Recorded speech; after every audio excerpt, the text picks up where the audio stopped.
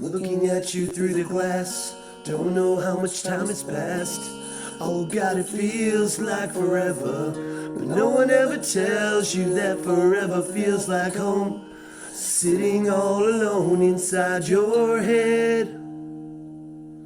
I'm looking at you through the glass. Don't know how much time has passed. All I know is that it feels like forever. But no one ever tells you that forever feels like home.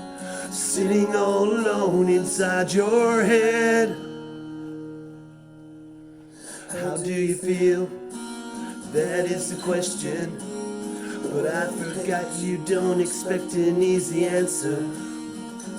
When something like a soul becomes initialized and folded up like paper dials in little notes, you can't expect a bit of hope. So while you're outside looking in, describing what you see, remember what you're staring at is me. 'Cause I'm looking at you through the glass.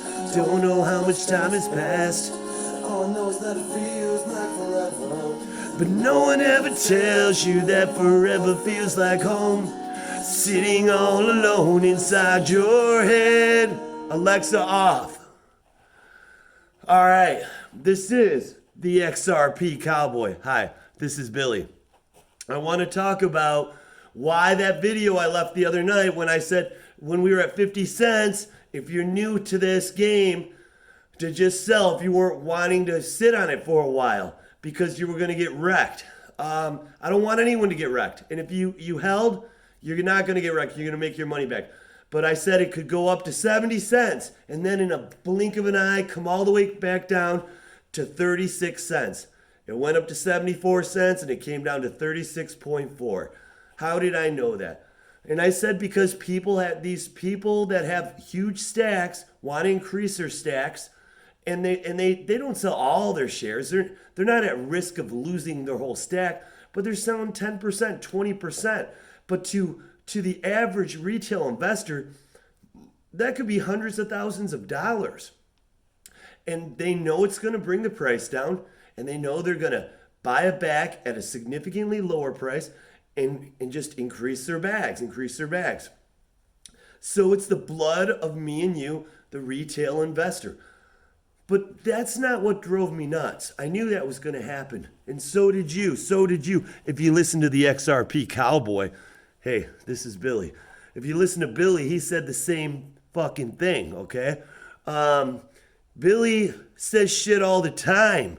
And, the XRP Cowboy will say, dude, I agree with you, but you're fucking off because you're not laying it down the way it's supposed to be laid down. You're trying to be all sweet and nice and say, yeah, we're all going to win. Yay. We're going to eat cotton candy.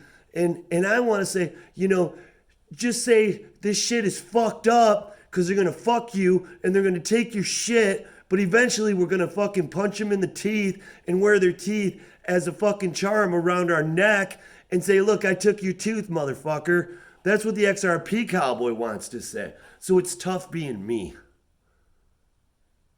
Both of us. So let's talk about who these fucking assholes are that are bringing the price down. Well, I looked at some analytics, and ultimately, this was on Crypto Erie's station, and I love her. She's amazing. You're amazing, Crypto Erie. One of these days I'll be in Japan, and we'll drink tea, but here's the thing. I didn't know this, but I didn't realize, the whole pump was retail investors, but I didn't realize how fragmented they were. These were people between 100 and 1,000 XRP holders. And a huge fucking chunk of them, sorry about that. You know what they did?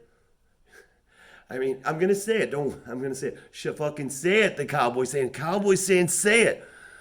A lot of them bought in, thousands and thousands of new people came to our space. I said I like the press, and it worked, because a lot of these people have stuck around.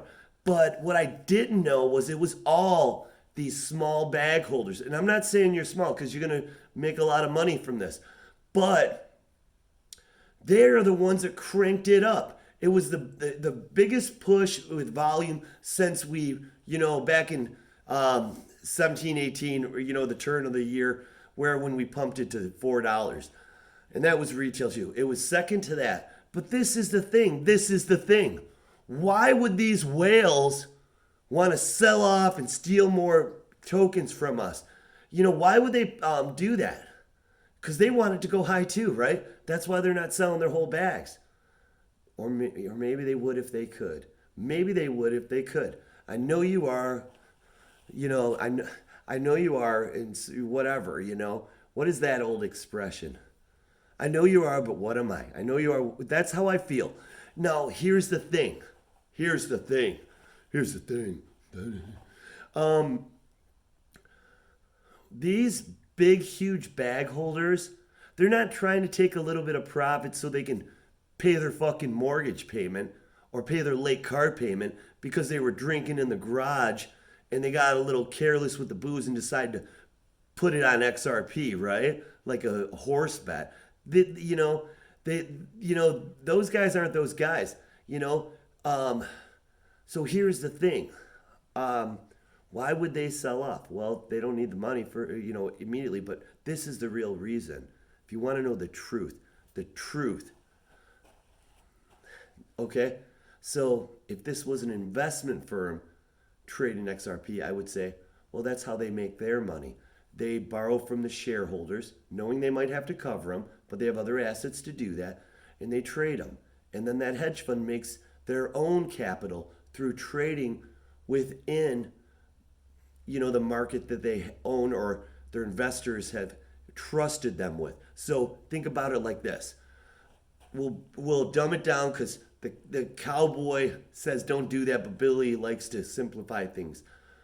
Let's say you had a hedge fund, we'll call it, and you had one investor that gave you $1,000 in Apple stock to invest in, and you recommend that, another one in Tesla. And you own those stocks. And let's say they were $1,000 each. You had $2,000 in your hedge fund. What you're going to do as a fund manager is you're going to manage those funds. What that really means is nothing, because you could have bought those fucking shares yourself, okay? What they're going to tell you they did was they juggled them around between this stock, maybe Tesla and Apple. They juggled them around so you made a little bit more money, maybe 10% more than what Apple would have done by itself or Tesla. But really what they did was they fucking traded your money. Remember, you wouldn't need them. You could just buy the shares. They traded your money and they borrowed from it, knowing they could pay it back with Tesla, the Apple, or Apple the Tesla, or what, or maybe if they lost on both sides, they could pay it back from some of the liquidity they have from other investors that aren't cashing out. And what they did was they may have given you 10% back more on top of what Apple did or Tesla, but they made 30, 40, 50, 100%. That's how they get paid. That's their job. That's what's happening with the whales in crypto. If you notice, with the last rich list I saw, one or maybe the second time I've seen it, even the big money dropped. So I think they got hurt a little bit, because they were expecting it to drop into the 30s. So the retail got over them a little bit. They were expecting maybe a 32 price point, which is what I thought. But I just whatever, I mean, I thought that. I said it's going to go down to 36.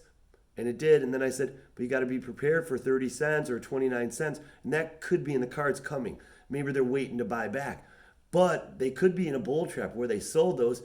And if the market goes up, which is why we should buy some just to fuck them over, they're lost. Now they're going to lose some money with trading our money. Now, here's the thing though. I don't know too many hedge funds doing that. I mean, with XRP right now. Grayscale doesn't have XRP, so who's doing it? That's the question.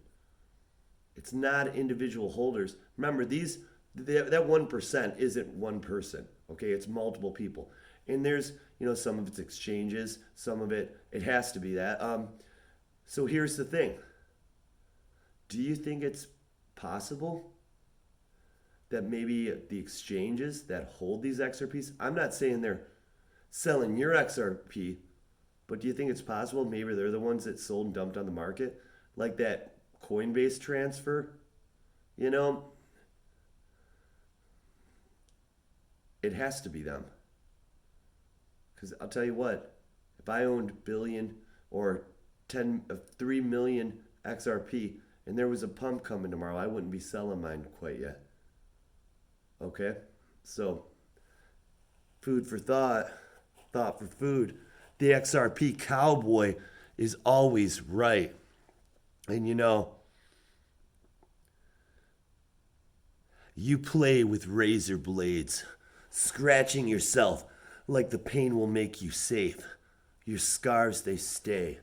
I remember you as a child, a sweet little girl with a made-up smile, and it painted you sweet.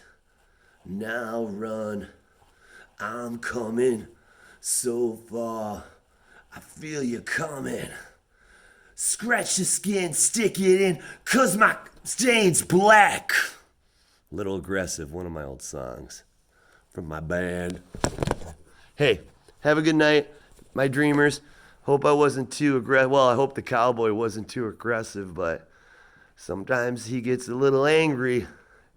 And he needs to just do some sit-ups. Love. Think about that, though. It kind of almost feels like we're fucked, doesn't it? This is temporary.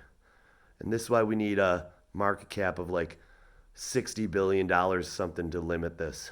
That, you know, so just think the higher it goes, the less it'll happen.